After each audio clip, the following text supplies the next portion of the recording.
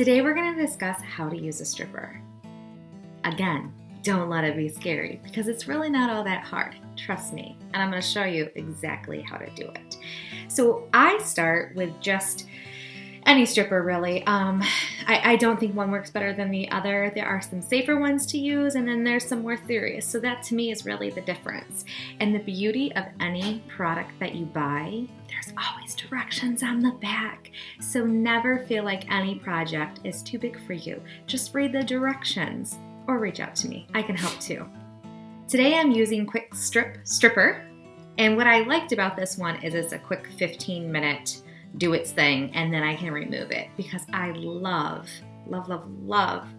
seeing what is under all of that grime. Sometimes it's a little bit more obvious before doing this, but sometimes you just don't know. So I like 15 minutes and I'm not gonna lie. Sometimes you have to reapply and do it a couple different times depending on how much has been put on a piece of furniture because sometimes there's a lot. Did you hear that right? A lot. 3 things you're going to need for a project such as stripping a piece of furniture. You need the stripper itself. You're going to need some sort of cheap paintbrush. I go the cheaper, the better. Ideally, I think the natural bristle one is the best. It just gets eaten up a little bit more slowly. Prepare to throw it away. So really, the cheaper the better. And then you're going to need some sort of gentle scraping tool to get the actual leftover stripper off the furniture itself. And then from there, that's a whole different story. But today, we're just talking about stripping. So let's get to work. I'm gonna set up my computer. I'm gonna apply some stripper to a piece that I've been working on, and then I'm just gonna let it do its thing and show you guys the results as well. So really funny story. I thought I was recording and I wasn't. So I need to do this again, but I just realized it. So all I'm going to do, I put on a thin coat and I'm going to put on another thin coat because it's already not working in some areas because it absorbs. So I'm just going to put on another coat with my brush. Now, you didn't hear this the last time because it wasn't recording. However, what I said was you need to always go with the grain of the actual piece of wood. So always remember that. Just like sanding, go with the grain. They recommend putting it in a container, but I just put it right to the wood and start moving quickly. You want to move your big globs like right away so they don't, start working extra hard in that area. We want more of an even thing. But, we can always go back, such as I'm doing, because I wasn't recording, and put on another layer. So again, work those big globs quickly, and then you can go back. And which way do we go? That's right, with the grain. Oh my gosh, you guys, do you see how beautiful this is when it's wet?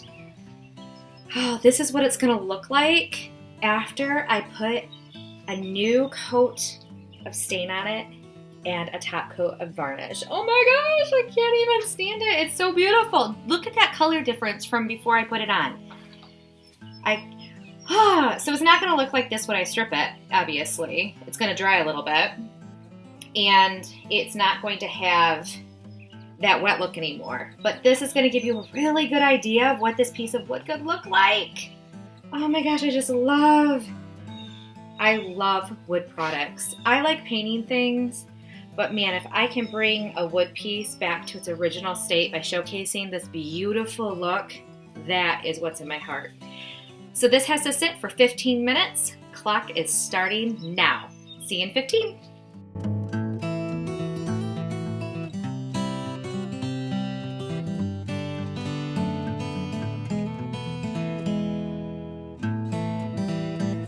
All right, friends, this is the time to scrape. It's one of my favorite parts of doing this.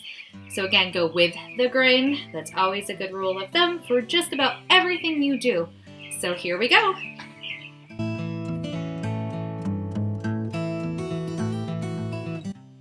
Oh, you guys, isn't this looking beautiful? I know you can't really see it so good from the screen, but oh my goodness. And can you see how much goo? This really did not have a whole lot on this, but look at how much goo is coming off of it. That is years of varnish and stain and just wear and grit and all that good stuff.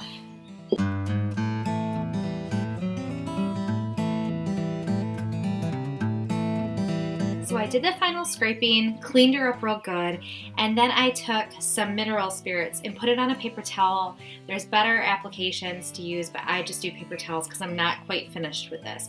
But I want to get any of that old chemical residue off as much as I can. So basically, paint thinner on see how much it just kind of continues to take off stuff. Do some paint thinner, just wipe it off so at least there's no gunk left, so it doesn't continue to eat away and cause anything to be uneven.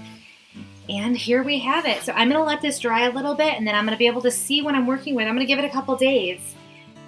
It is really important to remember, when you're refinishing furniture, nothing is a quick project. Nothing.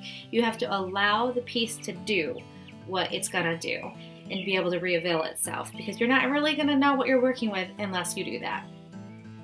I hope this video showed you how easy stripping a piece of furniture really is. You just need to get a stripper, buy yourself a cheap brush, get yourself a scraper, apply it, allow it to do its thing, scrape it, and then clean it with a paint thinner or another after wash, and then just enjoy what it's doing. Let it dry though, truly. Let it dry to see if the beauty of the piece itself just maybe needs a top coat, and you might not need to go any further. So thank you so much for tuning in. Until next time, see you then. Bye.